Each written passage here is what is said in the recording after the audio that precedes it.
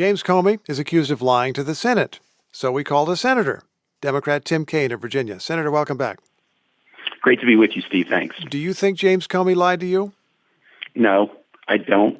And your reporter talked about how this two-page indictment is super thin on details. They're trying to indict Jim Comey for something he said 5 years ago about something he did 4 years before that. So Donald Trump is looking back 9 years to go after an enemy instead of doing what he promised, bringing down inflation, ending wars, bringing down health care costs.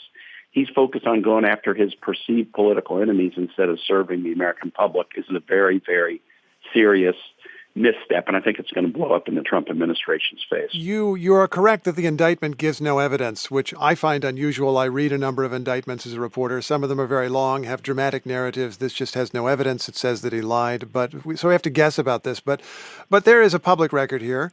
Comey said before the Senate, "I did not authorize a leak to the media." There is this other testimony from his former deputy, Brian McCabe, who did testify to leaking information and said he disclosed it to Comey afterward, I believe. Does that raise questions in your mind about what Comey did say? Not really, Steve, because as Carrie, your reporter, said, you've got to show that there was an affirmative intent to mislead that was material and significant. Why is this material and significant? Let's just start there, that information was disclosed to the media. I mean, disclosing information to the media is sort of like, I think there's a First Amendment. The media is important in this country. So why would that be so material and significant as to constitute a crime under any circumstance? This is Donald Trump's chasing after his own tail on this. People aren't concerned about whether things were leaked to the media 9 years ago. They're worried about prices going up and their health care going up and chaos in the economy. And so that's why this thing is so odd. And the point you made about the indictment being so short, Pam Bondi put out a press statement that was highly unusual when this indictment was announced. And the last line in the press statement was, "We will follow the facts in this case." You follow the facts before you indict somebody. You understand the facts before you indict them. You don't indict them on a two-page lack of details and then say you're going to follow the facts. This is a political hatchet job. I think the concerns about selective prosecution are significant. I think Lindsay Halligan, she's not a prosecutor. She's never had any experience in Virginia.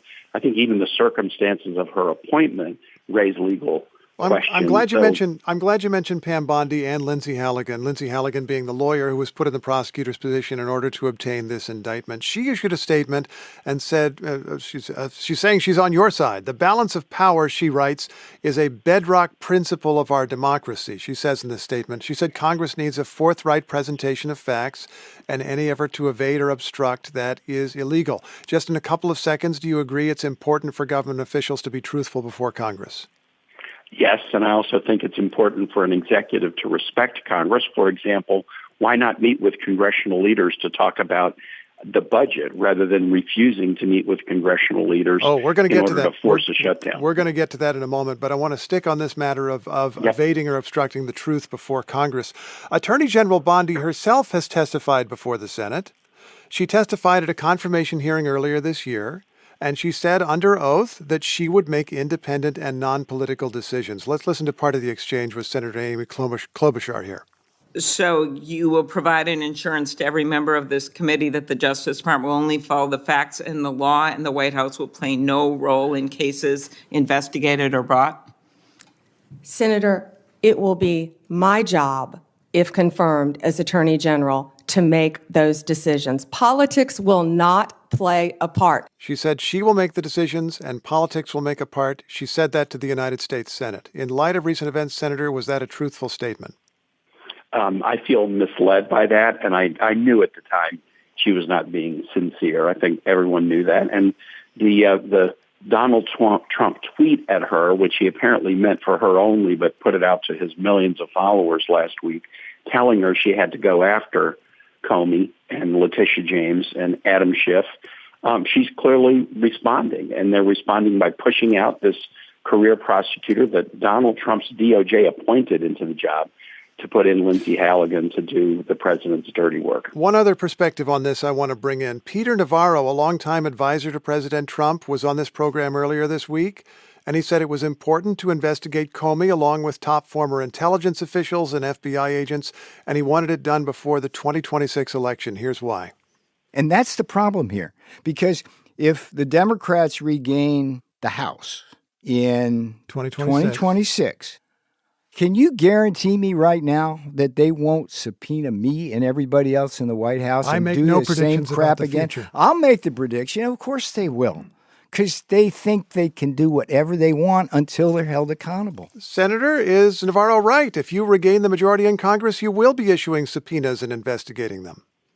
I have no plan to do that, but I'll say this. What Navarro just said shows this is a political prosecution. If he's talking about a prosecution of Comey and it has to be before the midterms, he's admitting that the whole thing is political to begin with. And that's why this case is, I think, in grave danger of being thrown out before it even gets rolling. And now let me ask, as I said that I would, about the looming government shutdown. You've demanded renewal of Obamacare subsidies.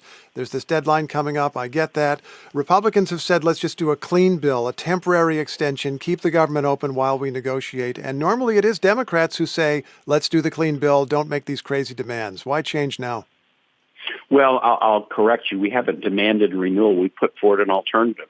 Donald Trump told the Republicans to do a budget and not deal with the Democrats, and that's what they did. We put forward an alternative that we put on the table on the 19th of September, and we've asked for a chance to meet with the president. That's the way we've done every budget deal in the 13 years I've been in the Senate. We sit down and meet, and we work out a deal. The president said he would meet with congressional leadership, then he canceled the meeting. Apparently, he would rather shut down than negotiate. Negotiation is how this government works. Got about 10 seconds. Trump says he'll fire people if the government shuts down. Are you prepared to tell him, go ahead, do it? He's already doing it, and we're suing him in court to block the firings as much as we can, and that's what we'll keep doing. Democratic Senator Tim Kaine of Virginia. It's always a pleasure. Thank you, sir. You bet, Steve. Thanks.